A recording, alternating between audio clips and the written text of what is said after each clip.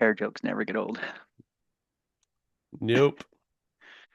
Hi, everybody that's coming in. So many names I recognize. That's awesome. All right, so we're just getting started. We'll get rolling in about a minute or two as people filter in. The If you want to, so everybody here is a Harmonize customer. If you're not familiar with other folks who are Harmonize users and you want to throw your name and your school out into chat, you can. This is a purely Harmonize crew webinar. No, I don't think there's like one person that registered who's been interested in Harmonize, but isn't yet a customer. So if you want to know other Harmonize folks, you can put that out in the chat, and then you're welcome to offer suggestions and additional things in the chat as we go. Because this is a super informal webinar. Not that you wouldn't be allowed to use the chat otherwise, but give it maybe another 30 seconds and then we will get rolling. Yavapai, Brown, ASU. All right. While we're waiting for people to get in, David, do you want to go ahead and launch the poll you put together? That was the why are you attending poll. So we can address those. I forget which one that was called. Um, so we're going to gather a little bit of data here at the start while people are coming in and introducing themselves as well. If you are using the chat, make sure you mark your chat as open to everyone, because otherwise you might just message the hosts and panelists. That goes for my team as well. Alex, looking at you. Mhm. Um, so I'm going to talk through. We did a vote beforehand of all the tools that people wanted to talk about, and which ones they were most interested in hearing about, and I'm going to order the webinar uh, based on those. When I'm looking at the review factors and coming in, it looks like most people are interested in our overlap with other tools because of just the training and support and the ease on the student user interface, which I think is pretty common. Some people are here for budget. There's some others. I don't know what other is. So if you want to throw what your other reason is out in the chat. Um, yeah, Elizabeth, there is no all of the above because I figured all of those were actually pertinent, but I really wanted to know what your main reason was so I could focus on those because me and David talked about that right beforehand where I'm like, no, all of those are legit. So if you make it multiple choice, everybody will just check everything. All right, David, can you throw up now the poll for which other tools so I can also see not just who voted in the poll that preceded the webinar, but who is actually attending and which tools are we looking at? So if you can launch that one. Meanwhile, I will share. Can I share the results of this? I think, But David, you must own the poll. Or fine. yeah, well, people are still answering. Why don't you do your intro and then I'll let this run a little bit and then I'll throw that one up. Perfect. All right. And then once we get these two polls done, we'll roll straight into content. I'll do some introductions in case some of y'all, I don't quite recognize everyone's name, but I do recognize a lot of y'all. So while we're voting on that as well, um, the did it come up? How does this work, David? I don't see the other poll didn't pop up for me. I hadn't launched it yet. I'm Oh, letting they're still answering. I think we're almost there. can you tell I've had a lot of coffee and been up for a while? 3 a.m. wake up this morning for some reason. All right, so introductions for those that don't know us. My name's Marcus, one of the owners of Harmonize. I have with me Alex and David. Alex is our instructional designer, one of our trainers, helps us on product design. She's formerly an instructional designer in higher ed as well as an instructor. She is our queen of all things pedagogy and such. Um, and David it does a lot of our training and runs a lot of our webinars. You'll often see him running webinars with instructors, highlighting the type of work that they're doing. What are the cool things are they doing with Harmonize as well? So the content that we're going to cover today is I'm just going to march through the series of tools that we have overlap with. I do want to state up front that I have tried to become an expert in these tools, but of course I am not an expert in these tools. And the way I'm going to handle this is I'm going to cover sort of the overlap, the common overlap that we hear people using for some of the different tools, the things that we do well. And then I'm also going to cover the things that I saw on their product listing that I'm like, wow, that's cool. And we don't do that because what I want you to come away from this session is um, if we were to unify some of our users on these tools, because you all have access to all these things already, it's not an additional price. What are the pros and cons? And if you do encourage people to switch, what features aren't going to be there that maybe they need. I don't want you to head down this realm as you're going through. Uh, so, and then I also want to talk about change management a little bit because you're going to leave this webinar with an overview of what some of the overlap is. If you want to dig deeper, here are the things that we can offer. Um, we're going to have migration documents. Alex has put together a couple of them. She'll drop them in the chat and we're going to get the rest of them, put up sometime mumble soon, depending on Alex's schedule. But we'll have migration docs if you want to share those with instructors of I'm moving from Hypothesis or Perusall to Harmonize annotations, or I'm moving from VoiceThread or Yellowdig or whatever it is. We also will meet with your instructors if you want to explore a little bit, and they can bring their use cases to us. I'll probably be running those sessions, and we'll just walk through like, here's how you would do that in Harmonize. Because a large part about shifting instructors on tools is not just is the tool equitable, but do the instructors feel heard? Do they feel like they have been listened to in this process? As well. So I can then listen to them. We can teach them how they would do it in Harmonize because it will be different. It will often be an equitable outcome, but just handled differently. And can we do that well? We'll record those, and you can attend, of course, as well. So you can kind of hear from your instructors, like, what do they think about unifying on this? Are there things that Marcus missed when he was looking at the tools? That is something that is key to your user base. We'll do that. And then if you do decide to migrate a certain number of users into Harmonize tools from your other tools, we will run training sessions for those as well, where we will teach them how to do the things that we're talking about as we go through. So without further ado now, let's see, we have a bunch of votes in. It looks like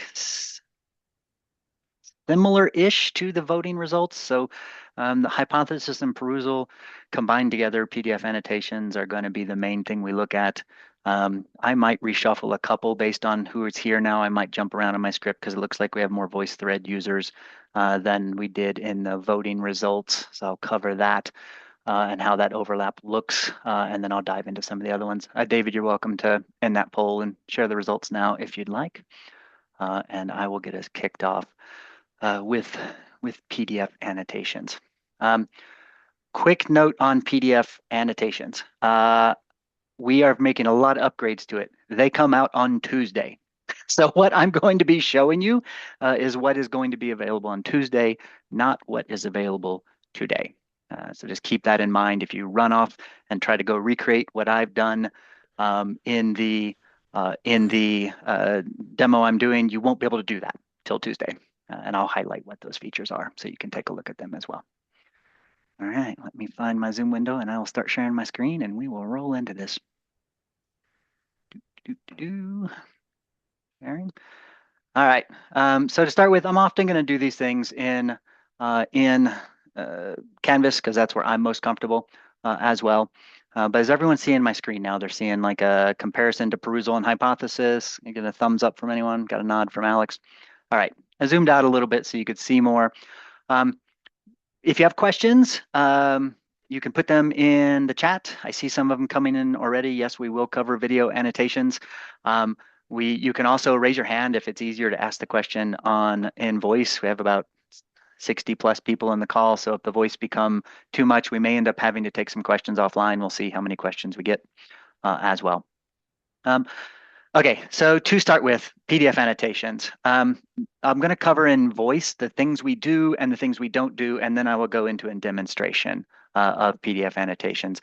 For those that are not familiar with Hypothesis and Perusall, it is basically a tool that allows you to highlight, drop pins on, and annotate things inside of a document so that you can actually come through and leave comments in the sidebar. Think Google Docs, think whatever. We do this for PDFs. So any PDF that you have in your hands, you can upload into Harmonize and we will enable this feature for. So this could be a Word doc that you've saved as a PDF, a Google Docs you've saved as a PDF, could be a web page you've printed to a PDF, could be images you've thrown into a page and printed as a PDF. As long as you have a PDF, this feature works for what we are doing. But there are some things that those other tools annotate that we don't. And I will cover some of those, and then I'll get into some video annotation stuff as well, but focusing more on the document side. Hypothesis and Perusall will do e-publications. So if you have an online textbook that people are using, it allows this annotation to happen with them. They have integrations with the third-party textbook publishers. We don't. So if you can't get your hands on the PDF of those textbooks, our tool will not work for you. There's no overlap there. The same thing applies to YouTube and Vimeo files and such like that when we're thinking about video annotations. Our video annotation tools, when I show them to you, work on videos that you have either recorded inside of Harmonize or uploaded to Harmonize. So it has to be things that we have the content for in order for what I'm showing you to actually work here.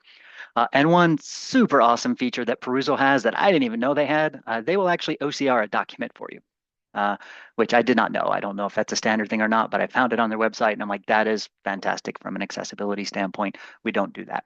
So if you upload a document that doesn't have a text layer because it's a scanned PDF from ages ago, you'll be able to drop pins on it, but there's no text layer, and we are not going to go create that text by character recognition for you.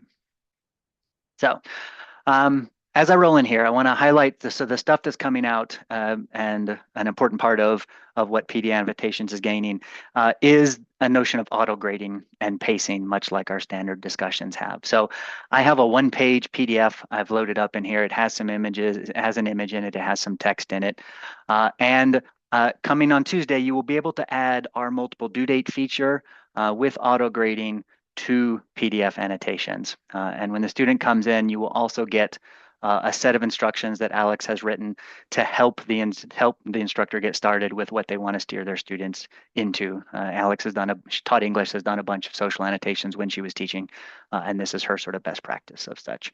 So I can see up here at the top, I'm requiring 3 annotations, I'm requiring 2 replies, I'm splitting the points between those 2. This works exactly the same as discussion multiple due dates auto grading does, but now it does it inside of PDF annotation. So 3 top level annotations, she defines that in the instructions so students know, and then they have to go reply to 2 of their peers. They are going to earn those points in the same way they do for auto grading. This is what's coming out on Tuesday. It's not there right now today, so keep that in mind. Starting on Tuesday, you'll be able to do it. Can hide these instructions, could also hide them from the bottom here, and then we're going to maximize the window for you to be able to see what's going on. PDF annotations here has 2 tools, has a highlight and a pin. We're really focused on the simplicity of this. We're not allowing drawing and different things on the PDF. So you can see I dropped a pin on a visual thing because there was nothing to go through, and I'm looking at individual things here on the side. So if I wanted to come in and drop a pin, it's just a matter of doing so, dropping it here, and then leaving a comment in the sidebar about graphics or whatever it is, so that people can participate. I'm going to delete this one so I don't add additional stuff to my article. And hopefully I'm on a demo server, so bear with me if anything breaks. They promised me they weren't going to restart my demo server. They may have. Let me see. Maybe they did. So dropped a pin here. This stuff is still finishing up testing, so I'm showing it to you before it goes live. Okay, so I dropped a pin. Now I have a published comment here to be able to work with. We also do text and sidebar conversations as well. The things we don't do here, you'll notice this is a text only box, right? Doesn't have a video tool, doesn't have an image tool. You can only do text in our sidebar conversation. So if you do like the media, I think Hypothesis, I know Hypothesis has the ability to do like quick embedded videos and stuff in the sidebar, but I don't know if Perusall does or not. We only do text, trying to keep it nice and simple in the sidebar. When I then look at this in SpeedGrader, this up in SpeedGrader. For those that don't do Canvas as an LMS, this would just be opening up in our standard grade and activity book.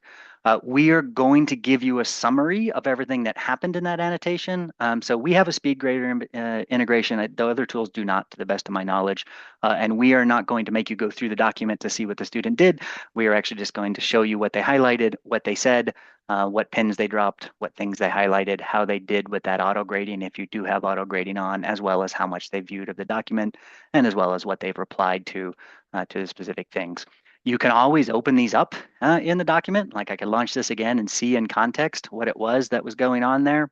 But we expect most instructors to stay here, look at this, review the auto grade if they want, and carry on.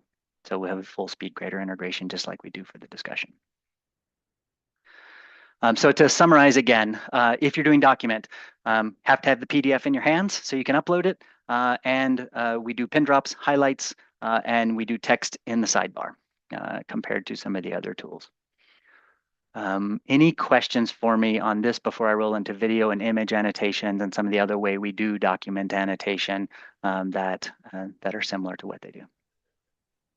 Marcus, this is actually my own personal question, but we do have another one that's come in for Harmonize compared to Perusall and Hypothesis. We're actually able to do PDF annotations within discussions and peer review and assignments, just not social. Is that something that you can do in Hypothesis and Perusall? It doesn't, I don't think it is, and that's what I'm going to cover next after I get Oh, out of the social documentation. per perfect. And for the percentage view, is it how much of the document they viewed or how many of the annotations that were present that they viewed? Great question. It's how many of the annotations that they viewed. Has viewed 80%, 4 out of the 5 annotations. We don't do page view stats for whether the student has scrolled all the way to the bottom or not of the document. I even am, you should also be just a tiny bit suspicious of this red thing because it means that they scrolled it into view. It doesn't mean that they actually read it. All we can tell is that we showed it to them in the browser. So don't ever assume the student has truly read everything here because they might have just clicked through and been like, oh cool, oh cool, oh cool, oh cool. I just like to cover what kind of technology we have. We can't tell. We aren't tracking eyes. We don't know that they've actually read things. The auto grade rules, I see that came in of when are those published into this gradebook. They push automatically. You don't have to do anything like you do in some of the other tools. They will flow through either when the student has earned 100% of the points that they could, or the deadline has passed and therefore they earn partial credit. In this case, I made this due on Christmas because I'm bad that way. If they finished this all up on the 24th, they got their 3 annotations, their 2 replies in, that grade would flow into the grade book automatically on the 24th.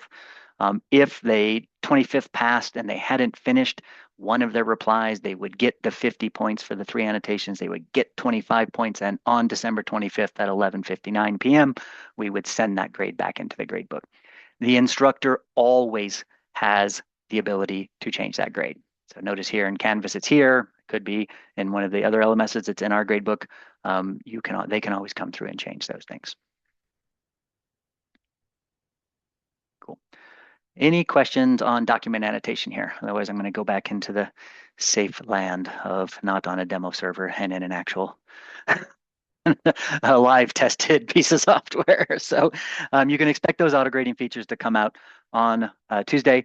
When you set up you can either go into an existing PDF annotation and add them in the edit settings, or when you go to create a new one now, we are going to set up the milestones by default for you. If you do want the auto grading feature, you do have to go turn it on because we don't want to assume that's a default behavior for instructors. So there's an extra check there to say, yes, auto grade it, please. And we will have guides that we will send out in the release notes on Tuesday that give full guides to that. Alex can go ahead and share the guide now if she hasn't already for what the documentation looks like for getting that turned on. I'm going to move into video, and first I'm going to move into document annotation in discussions, then I'm going to move into video annotation.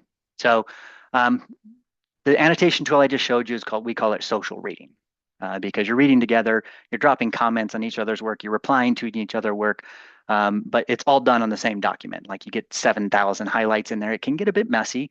Sometimes you can break your students into groups to avoid that, but it's all sort of in the doc, mashing around at once. We also have extended this feature and functionality into our standard discussions and our standard assignment tool. So for example, here, I have a set of instructions where I want my students to read that same PDF, but I want them to do a bit more sort of summarization and thinking about how that went. So I put that same PDF into the discussion. And if you notice right below it, it has a thing that says add notes. If the student clicks on this, it's going to allow them to annotate that document. And if I hide these instructions, I have an example here where I had Laverne go ahead and do that annotation. So she wrote a simple overview comment using our editor. She did annotate and left 3 comments. So much like you saw in SpeedGrader, other students will see a summary of her annotations of that PDF. And I pretended to be Laverne and recorded a video commentary as well. This mode is more about read, highlight, highlight, highlight, and provide an overall summary as a contribution to a discussion. I call this more of a document critique than social reading because depending on your settings, like Laverne has made a post, I'm not going to see what Laverne thought about this document in the instructions unless I click through to her post and see her take on the document. This allows you to get fresh takes from students, and then allow them to see each other's takes. This allows them to dedicate more time and see each other's opinions as well, but it's not that totally mashed up all together, responding to line item comments.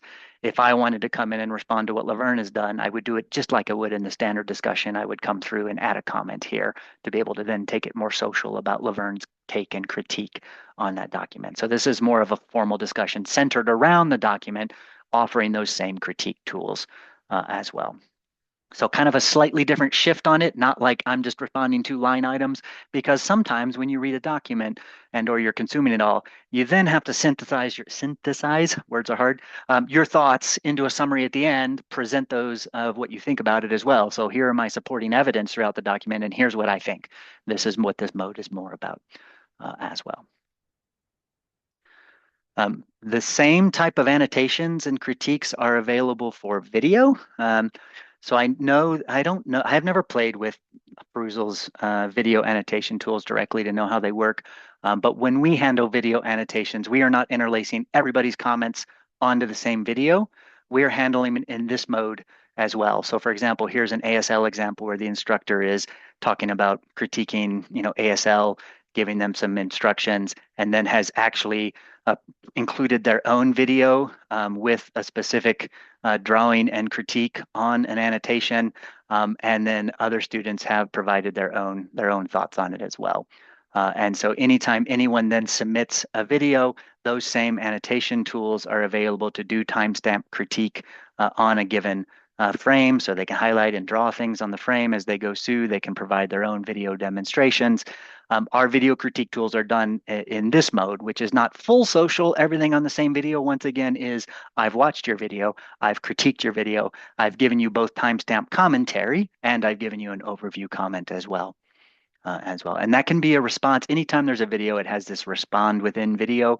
Eventually, that's going to migrate to say add notes to be same as everything else. But this is how you can then get your own copy of the video. When I click respond within video, it's going to set me up with my own copy of the video.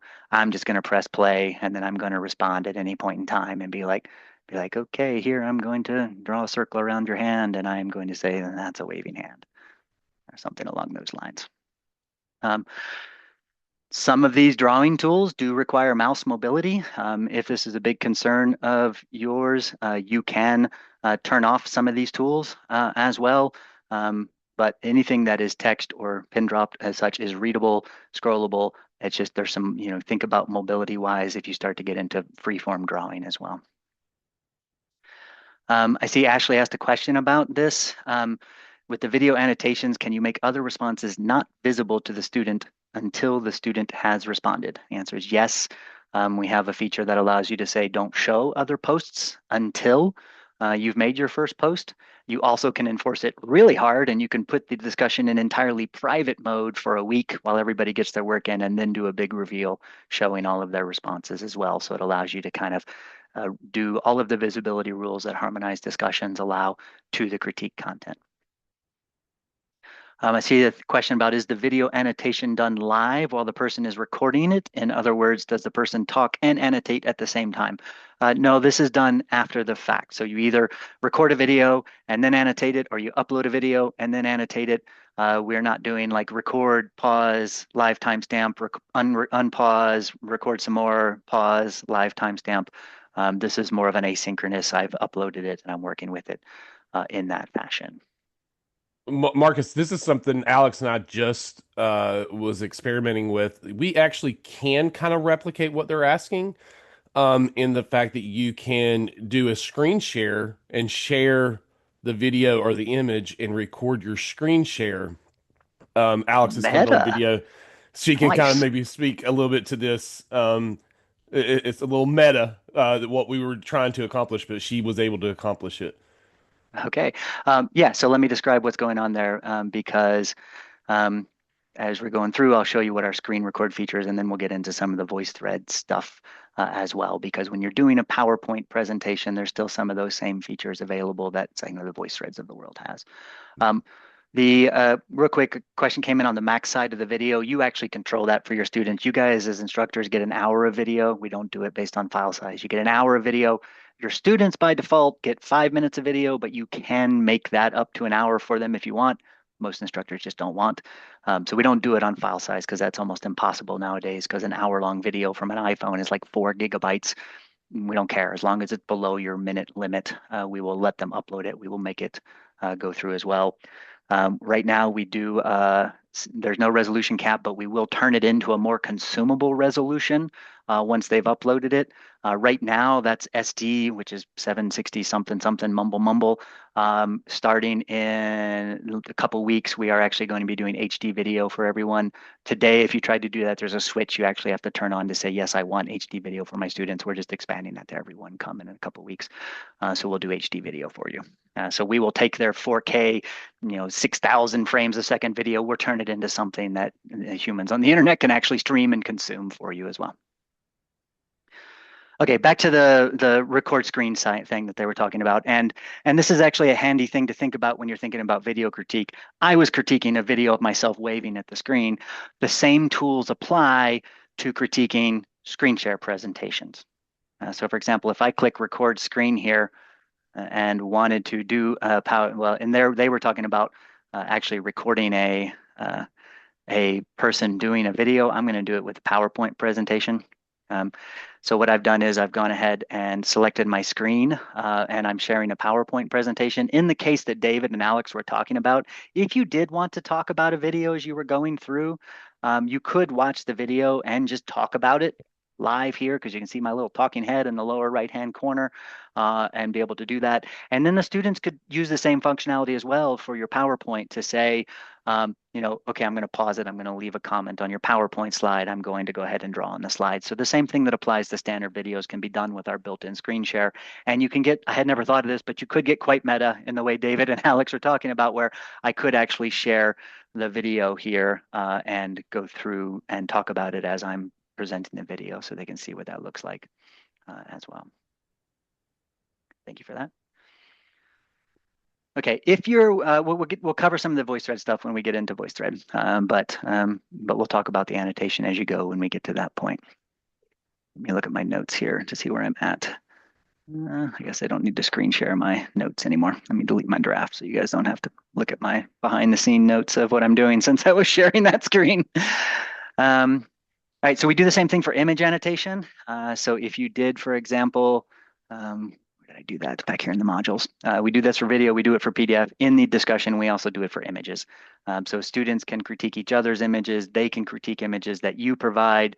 I have an example here where I asked them to critique artwork and I provided my own very professional critique of the Mona Lisa here. So I'd drawn on it and told them what I was talking about. They can respond by drawing to the two examples that I've given them. And if I hide these instructions, I went ahead and had Laverne go ahead and take one of those images and do a critique of it. So she drew on it and dropped some pins on it and did some different things with it for each of the individual images. So same thing applies to image annotation. Video and image annotation, almost exactly the same because a video is simply a whole bunch of images stacked together so that you can draw on them, you can draw pins on them, you can do that for individual images as well. So you can think about our annotation tool as having two modes: full social for anything PDF, where they can all be in there interacting together, or broken into groups, or even fully private if they're doing note taking. And then you have those annotations for images, videos, and PDFs embedded inside of a broader discussion that also has the same visibility controls. Get your stuff in first, then see others, do it in small groups, do it privately, etc. But that's then embedded with the additional layer of I can record a video comment with my thoughts, or I can write an essay about it as well after I've annotated the document. And that is a wrap on how we compare to social annotations. Any questions on social annotations before I roll into, look at my notes, what I was going to do next? David, you have the results of your poll still. I think VoiceThread came in next, right? Didn't it? Yeah. Anyway, I'm going to do VoiceThread next. So VoiceThread, for those that aren't aware of VoiceThread, VoiceThread allows you to basically pull together a bunch of things, lace them together into essentially a PowerPoint, present them, annotate them, let students comment at particular points in time. So it's very similar to our video annotation tools, but instead of just simply screen sharing or recording something, you are building that presentation inside of VoiceThread, and then you are either publishing it to your students, or you can have your students do the same thing and create what are called voice threads. We don't have the fancy builder that they have. But if you abstract for a moment and you're like, okay, fancy builder aside, what goal are we trying to achieve with that? We have some parity. So because we have screen share tools and ability to do document annotation and video and the ability to do timestamp critique, you can accomplish a similar thing with just more standard basic tools. If you think of, let me go ahead and come into one of these and take a look at our editor. Say I've been assigned as a student to do a presentation, and I'm going to create that presentation here, my presentation. I would go build that presentation in PowerPoint or in Google Slides or whatever, much like I had done for the example I was showing earlier. And then I would use the screen share functionality to be able to select that screen, select my desktop, whatever I wanted to do, and share it, do that presentation. That is more like you're going to do in the business world, right? You're going to pull your stuff together. You're going to present via Zoom. We mirror more of that.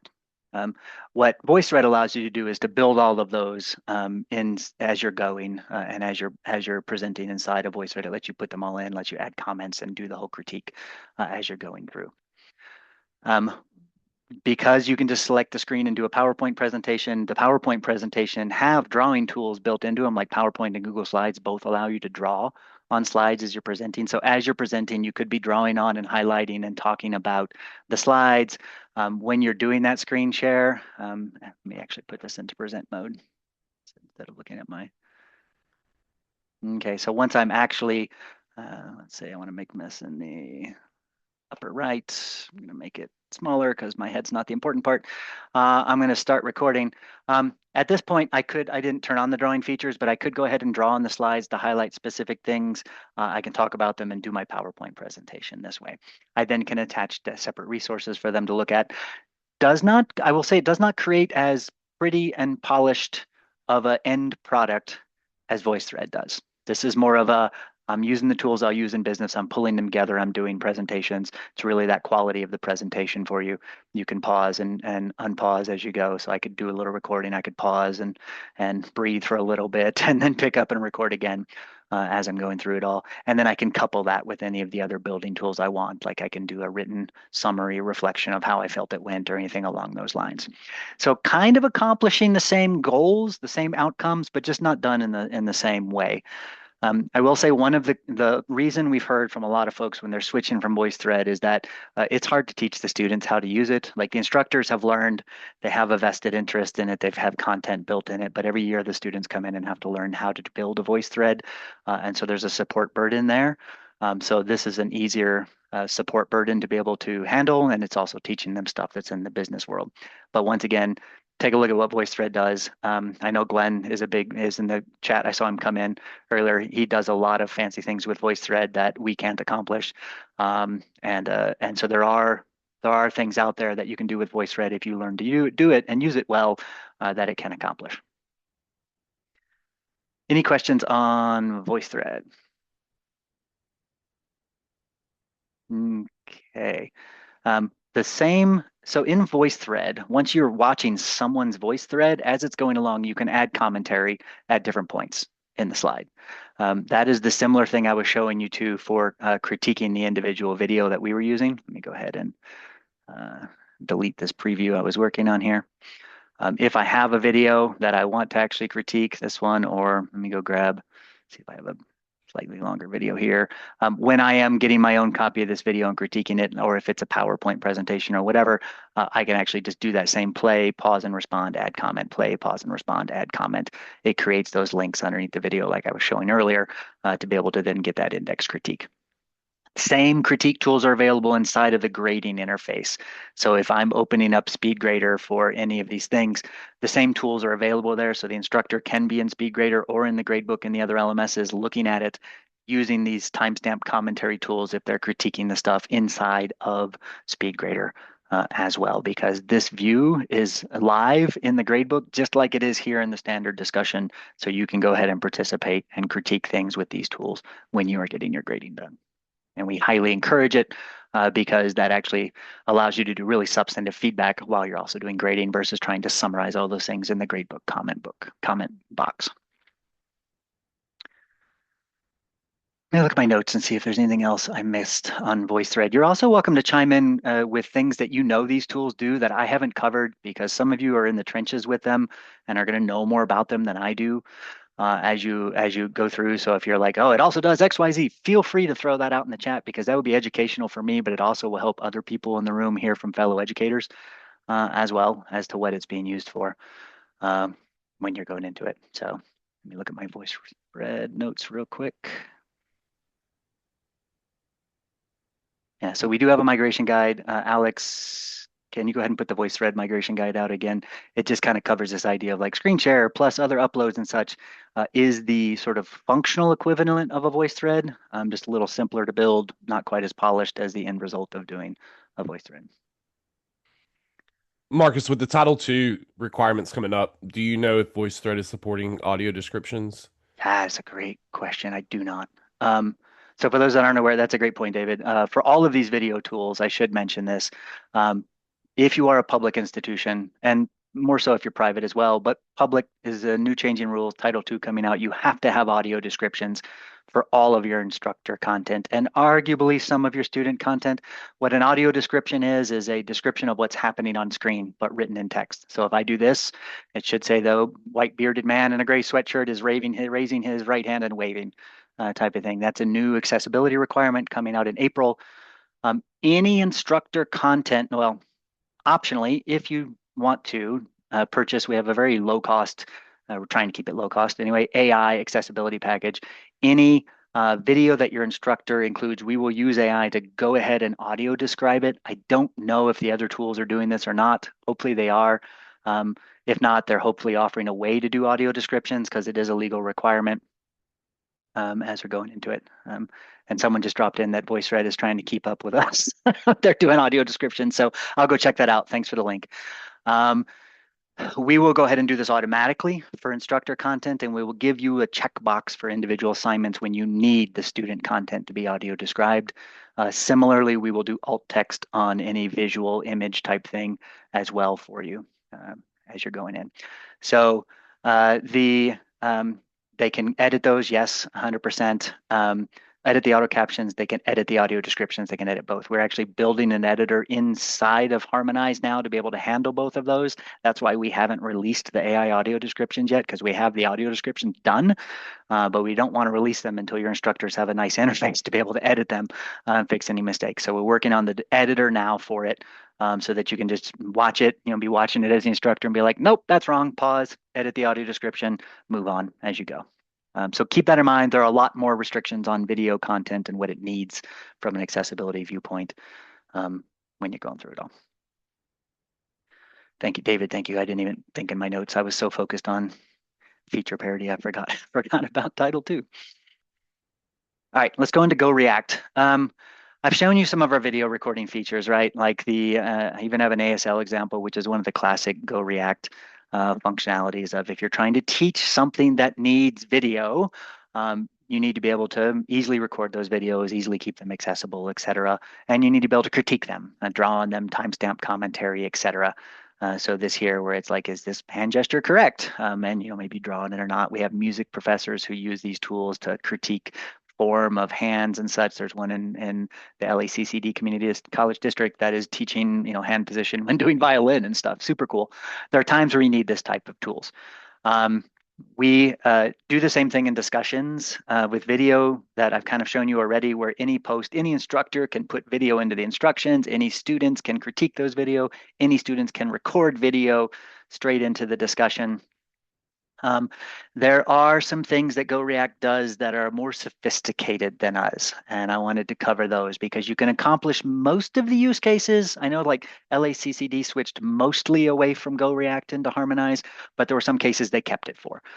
In particular, live review, GoReact does this thing where it can be doing the presentation, recording it, and you can be critiquing it in GoReact while it's all happening.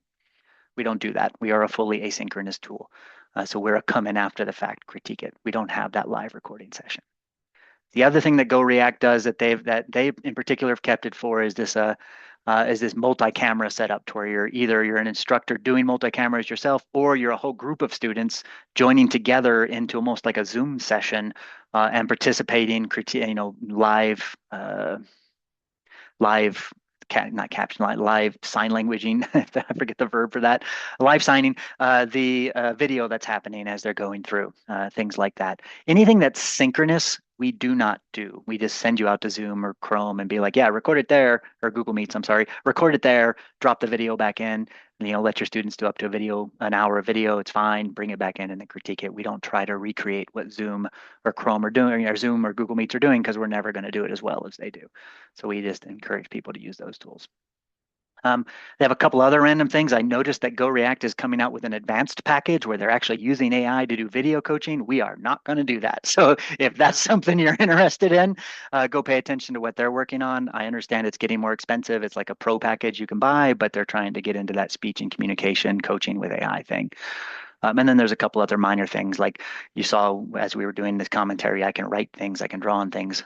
Some people do critiques of videos with coded buttons where they can just be like speaking too much, speaking too little, hand gestures wrong, eye contact bad. When you're critiquing a speech, they have those types of icons and codings. We don't do that as well. So they do a few things along those lines that are different, but we've had people pretty successfully migrating most of their functionality into a sort of a video-based discussion. We do basically more like, if you remember Flip, if you haven't played with our video tools, it's more like what Flip was back in the day before they shut it down, with a whole critique layer added in as well. Okay, any questions on GoReact? And then I see Glenn has something on built-in Flash. Um, Yeah, Flash luckily has gone away. That was the bane of all developers' existences back in the day. But yeah, VoiceThread used to be built in Flash. And VoiceThread honestly has the adoption it has because it's been around for a long time. It was doing really cool stuff before anyone else was doing really cool stuff. We are now leveraging the built-in browser functionalities to be able to do this. This is how we're able to compete, because this recording and types of things, like, there are built-in browser functionalities to accomplish these so that you don't have as much device compatibility issues. We don't have to fight that fight. Less development for us to be able to do. Okay, I've covered GoReact, covered VoiceThread, covered PDF annotations.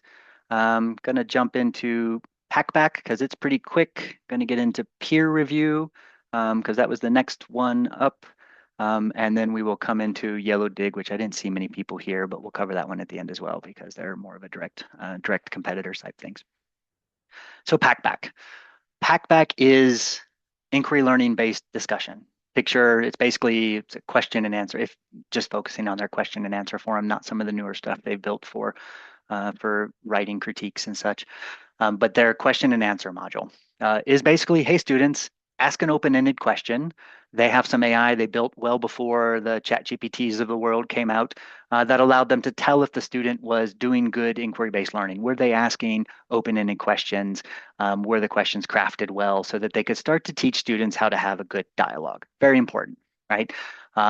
They do mostly text-based discussions. They don't have much in the way of video or images. I think they might do attachments now. I think I saw that came out. But basically it's a question and answer type of we're going to teach you how to write a good question so that then you can actually start the good discussion, which is truly difficult for some students, especially beginner students, to be able to know how to ask good questions. So that's Packback's focus. You can recreate that same thing with our AI coach with a standard discussion where you're basically basically encouraging the students to ask open-ended questions and use our AI coach to then coach on that. The difference between Packback's AI coach that we're familiar with it is it's dedicated to focusing on open-ended questions. That's what it coaches on. Our AI coach coaches on whatever your rubric says you want the students to do. So it's much more flexible in that regard. So I took an activity in a philosophy course, uh, said I wanted them to really talk about philosophy, but I wanted them to include two open-ended questions to start with to foster dialogue and critical thinking. And then I built a two-dimension rubric, one focused on the philosophical integration, one focused on are they actually doing open-ended questions? And then I'm going to get the students to start participating in this.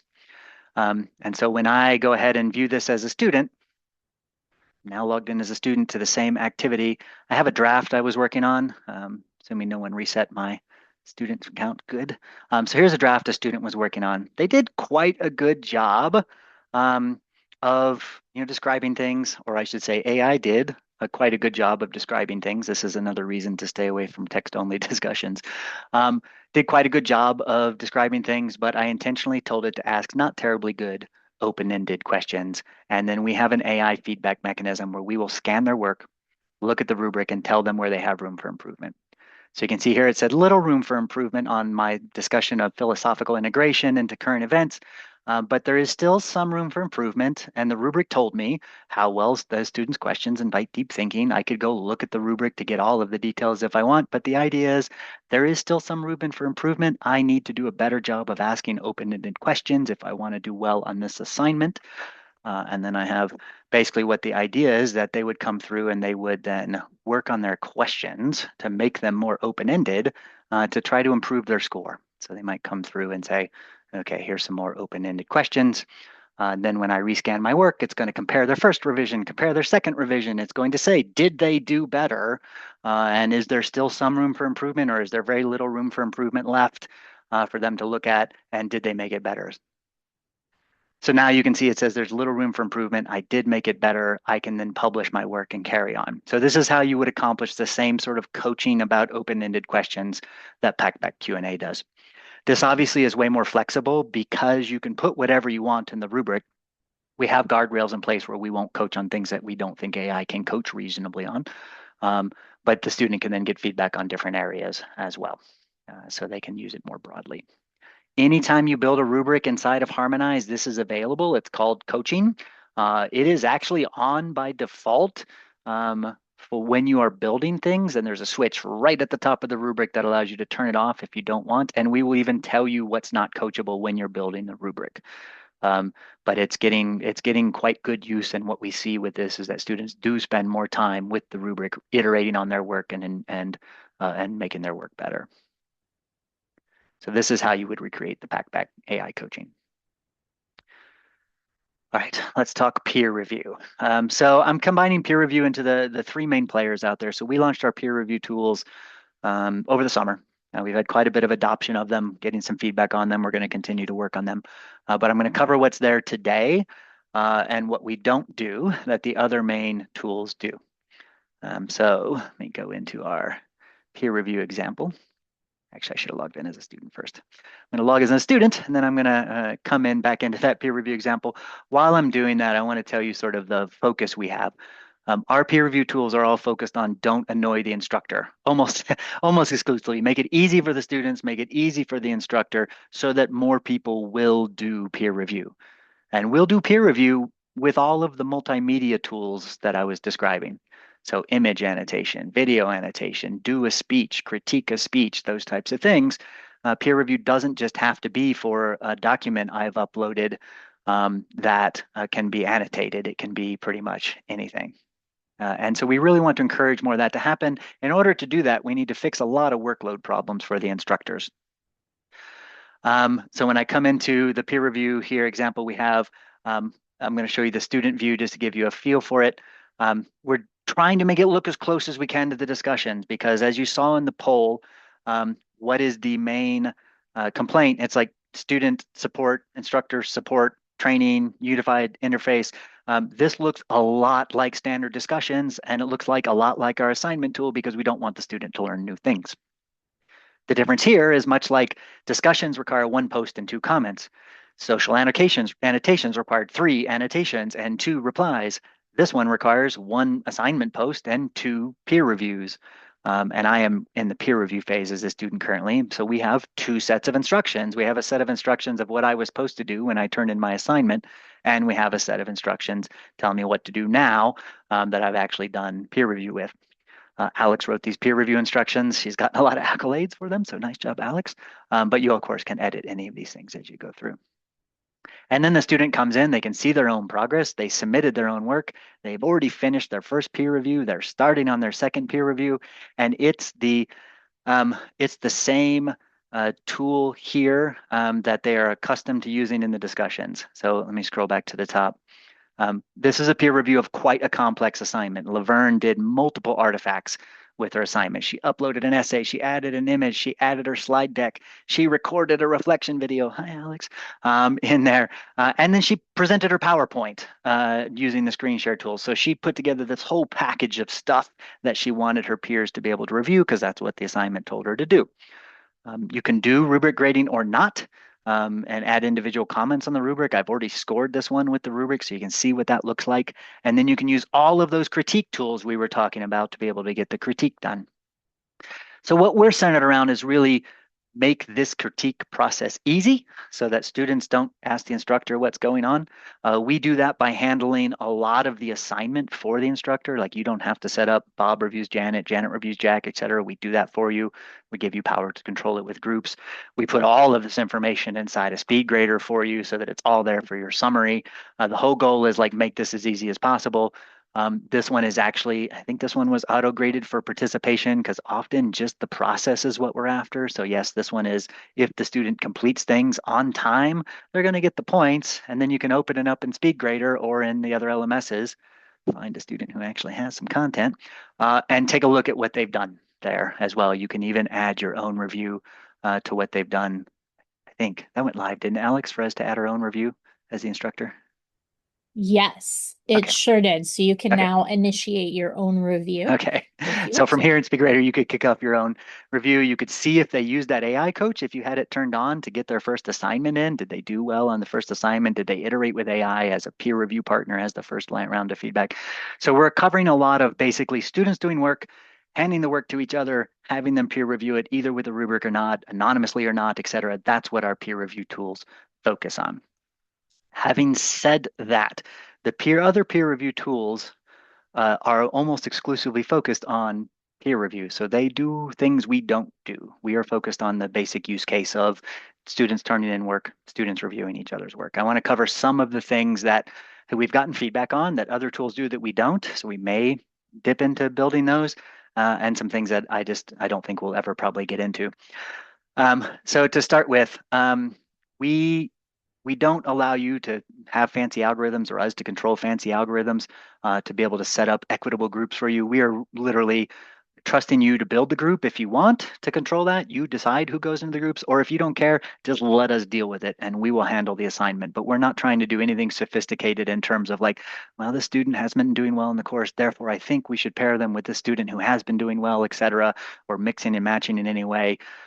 It's like if you don't care, we're going to assign anyone who's ready. We're going to hand out the peer reviews to keep that process flowing, but we're not doing any sophisticated group building. On the group front, we don't do group member evaluation. This is probably the biggest question we've had. Some people use peer review to say, I broke you into groups of 4 to do group work. Can you evaluate each other? And can you score each other with a rubric? And then can we put that grade automatically into the gradebook? We don't do any of that. The only thing we do is that if you do want group members to do evaluation, you could have them start the process with a self-evaluation to say, hey, this is how I think I did. And then if you assign 2 peer reviews, 2 of their group members will then come back through and review each other's work. So you can get some level of group evaluation going that way. We will allow them to fill out the rubric. We will not average those scores of all the rubrics they give and put them back into the gradebook. So that's the only way we support group evaluation is to say, hey, 2 people from your group are going to tell you how you did after you self-reflect on it, because we need that initial artifact for them to begin the peer review process. Problems with that, of course, is that, if there's odd number size groups, you can't say everybody in the group evaluates everybody because this group has 3, that has 4, that has 5. We don't do that type of thing. Okay. The also things we don't do back on the grading front. It's Peerceptiv in general does this amazing thing of like orienting and doing grading to see this is the standard piece of work, and then figuring out whose score does what and how it lines up to the standard, and then grades that into the gradebook. Phenomenal for large classes to be able to handle the grading aspect based on an average and a control among different things. We are probably never going to go there to be able to do that. Because if at any point we would probably switch into an AI grading assistant or something versus trying to have a control and then correlate all that based on the students. So that's not there as well.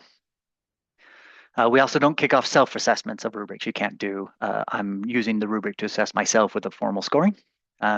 You can go through and do it informally. You can just say this, I looked at the rubric and this is what I think, but you don't get to click and fill it out type of thing. Okay, getting close to end of time. Yellowdig is a competitive discussion tool that basically creates a Facebook feed for your entire class. Alex has a guide on that. I'm not going to try to dive into that guide because I only have 5 minutes left. I think, yeah, 5. My eyesight's not great.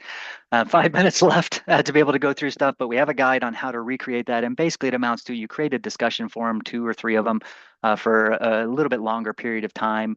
Instead of doing 2 deadlines like post by and comment by, you create more of those deadlines. Alex will drop that guide out into the chat for you there, so you can take a look at that to go through. I didn't see many Yellowdig votes as we were going through. I also saw a question come in about, this peer review tool and everything, the rubric I was showing. We only do peer review based on the rubrics that we generate inside of Harmonize. If you have a Canvas rubric, you would have to recreate that rubric inside of Harmonize. And then for the other tools, same thing, like the other LMSs, you have to create the rubric inside of Harmonize to be able to do it. In particular, the AI coaching feature only works on rubrics that we build. Because when we looked at the rubric detail in a lot of those rubrics in Canvas, they weren't sufficiently detailed for AI to have any idea what was required, which also kind of implies maybe the students don't have a firm idea of what's going on in them, but the quality of the rubrics in general built in Canvas were not sufficient to be able to do AI coaching with. And also we made this determination, right or wrong, in the first version that it was better to have a fully complete AI generated rubric because it has more details than most instructors have patience for to be able to put in. And if you're guiding peer review, you need a lot of details to create that standardization. So there's less subjectivity in the peer review if you're driving it that way.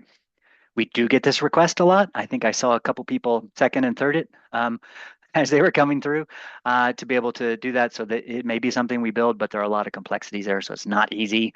And then we'd have to do some quality control of what we were doing with it and evaluation of the rubric, which might make some instructors angry because we might then tell them like that rubric doesn't have enough detail to do anything with. So sorry, can't use it for coaching, etc. So we've kind of stayed away from that so far because the rubric quality was not great being built by instructors. Some of them were amazing. So I'm not saying all rubrics are bad, but Lindsay asked a great question. Is there a way to, right now we can say require 1 post, require 2 peer reviews. One of the next intentions is to add a 3rd milestone here because I can, as a student, come in and respond to my reviewers, but we don't have a way to require it currently.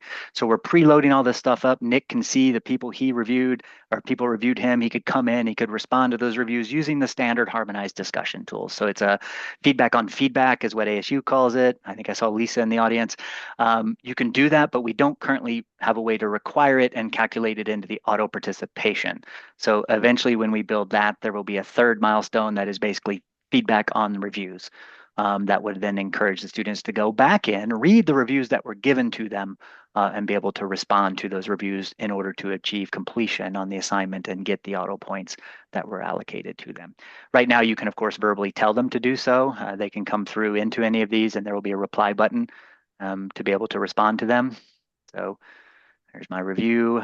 And right at the bottom of this very lengthy review, wow. There's a reply button, and I can see both the reviews added to my work. I, as the instructor, can reply. The students themselves, Nick, who received the review, can reply, and they can have a whole conversation back and forth using our standard discussion tools. Other questions for us? Marcus, we just had one come in through Q&A. And Okay. the question was, one of the things that tools like Peerceptiv and feedback fruits do with peer review is allow for peer review of group submissions. Is this something you can imagine Harmonize peer review allowing? Really hard to do if we integrate with SpeedGrader because SpeedGrader doesn't allow group grading, group evaluation of LTI tools. So we would have to stop instructors from using SpeedGrader to be able to do groups, which is the reason we haven't done it yet. Because if we told instructors we're taking away SpeedGrader, they would be upset. So we'd have to offer it as an alternative. So it gets asked a lot. So I'm not saying we won't cross that bridge, but there's complexity there because of what a particular Canvas in general allows for grading. Canvas is the majority of our clients. And so the other LMSs, we could achieve it, I think, more easily in there.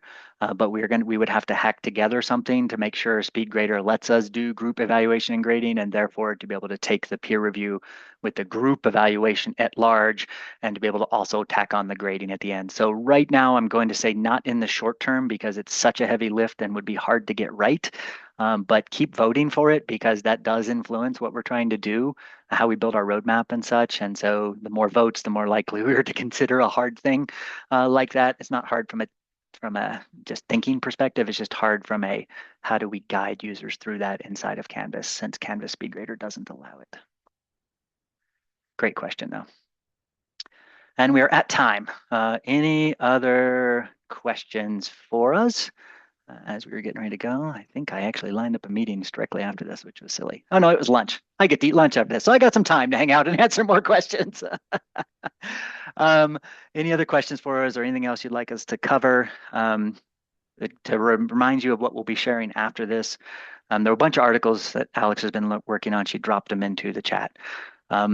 Alex and I are working on the rest of those articles, sort of like how do you migrate from some of these different tools and pulling those together. And then we'll meet with your instructors to explain some of these things to them and walk them through and see what they think. Because anytime you're trying to unify on a tool, it's the instructor buy-in, right? Like you have to respect the instructor's autonomy and their workflow. We're happy to listen. We're happy to propose solutions, see what they say. If you then do decide to move instructors over, we will also offer the trainings. I generally do those trainings because instructors can get grumpy. And so y'all should think about this when you're thinking about if you're going to encourage unification on a tool. That I will train them on how to do VoiceThread, and some of them are not happy, which is why I run those trainings. But I'll take that heat and teach them the best I can on how to recreate it. That's how I know as much as I do know about VoiceThread because we've done that a few times as well. So we will do that as well. So you'll have migration guides. You can have a pre-meet. You can have some trainings after the fact to help people migrate if you want to. These are all available to you already, obviously. So this isn't a sales pitch because you're already using Harmonize, and these tools are included as well. David, why are you sharing ChatGPT? Yeah.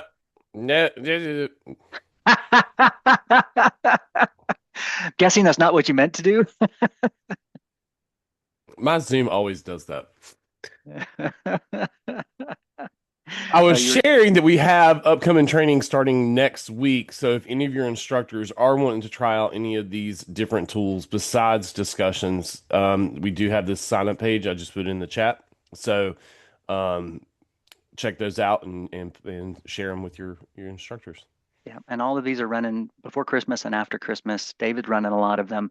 Alex and I will run private training, and David will as well run private trainings for your school. An email just went out to our primary contacts there. So if you do just want training on peer review or social annotations or whatever, just schedule something and let us know in the notes that that's what you want, and we will do that as well. The only thing I would caution is if you are trying to move people away from a tool, don't just thrust them into a training and tell them you're taking it away. Like do a little more change management thought than that. Not that you can't do that, not that we won't train them, totally fine to do. But be cautious because every time you take a tool away from instructors, you lose a little bit of trust in that they built some stuff in that tool, trusting that it would be available to them. And so it's an important thing to consider. All right, on that note, feel free to hit us up with questions if they come up after the fact. If you have things where you're like, oh no, VoiceThread does this and GoReact does this and you didn't cover that, please let me know. Drop it in an email or something. Y'all should have my email from various things, but if not, it's marcus@harmonizelearning.com. So we can continue to add that to our training guides and FAQs and such on the different migration pieces as well. So don't hesitate to share information. thank you, everybody, and have a good holiday as well. So well organized. I'm glad to hear that, Heather, because I was actually pulling this together this morning still as I was going through because we've been so busy. So I've done most of the research already, but I hadn't actually organized it. So hopefully that I'm glad it came across You as don't well have to organized. admit that, Marcus. Oh, You I can be don't? like, yes, I've been prepared for days. I've been on it. Yeah. Yeah. No, I've Marcus, been. we missed a question. What was Uh, that? there was a question from Lindsay. Is there any thought to having the social annotations stay within the canvas window instead of a new window? Yes, soon. It's one of the key things we're trying to do is because we had to work on the interface to get it to fit inside the discussion, we now have the coding done to fit it well inside of the iframe. So it will start to respect the option to open a new window or not, and you as the instructor or instructional designer can control that. So yes, Lindsay, coming soon. I'll get with you and let you know what we're planning on in that. If that's super important to you for spring, let me know because I know you all are building out a lot of stuff. And I can prior it is okay. I'll get with Andrew and figure that out.